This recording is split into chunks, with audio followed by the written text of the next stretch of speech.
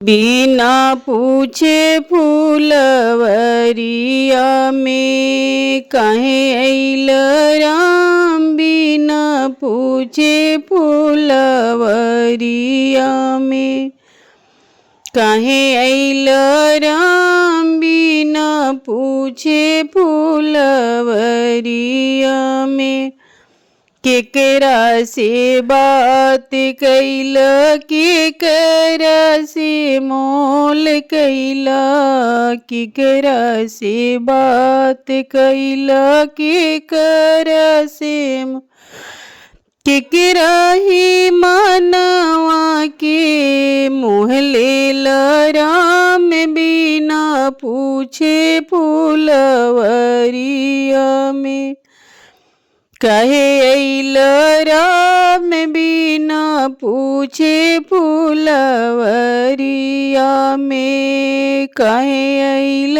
राम। मलिया से बात कैनी, मलिया से मोल कैनी। मलिया से बात कैनी, मलिया से मोल कैनी। सीता जी के मनवा के, सीता जी के मनवा के मोह ले राम। भी ना पूछे फूलवरिया में काहे अइले राम। बिना पूछे फूलवरिया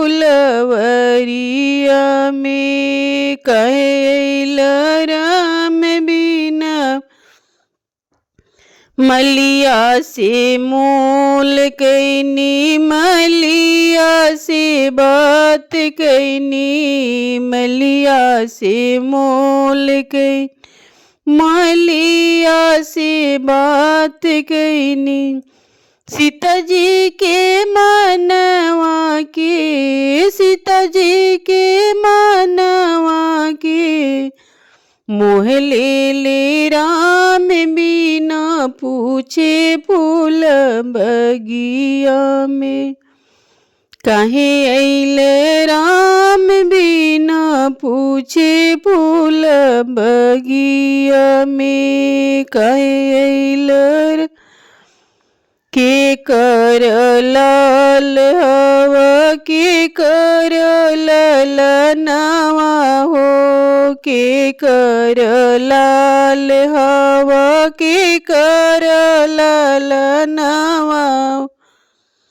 के कर हवा तू, के कर हवा तू प्राण के आधार। बिना पूछे फूल बगिया में काहे अइल राम। बिना पूछे फूल बगिया में के कर लाल हवा, के कर ललनवा हो। के कर तू प्राण के आधार। बिना पूछे फूलवरिया में काहे अइल राम। बिना पूछे फूलवरिया में दशरथ के लाल है, कौशल्या के ललनवा हो। दशरथ के लाल है, कैकेय्या के ललनवा हो।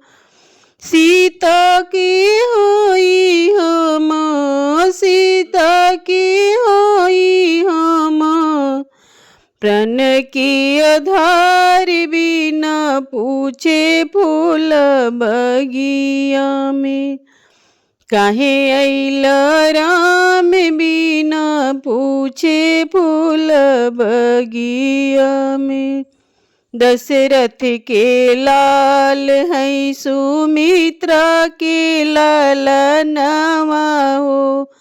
दशरथ के लाल है, सुमित्रा के ललनवा हो। सीता सुंदर के प्रण के आधार बिना पूछे फूल बगिया में। काहे अइला राम बिना पूछे फूल बगिया में। काहे अइला राम बिना पूछे फूल बगिया।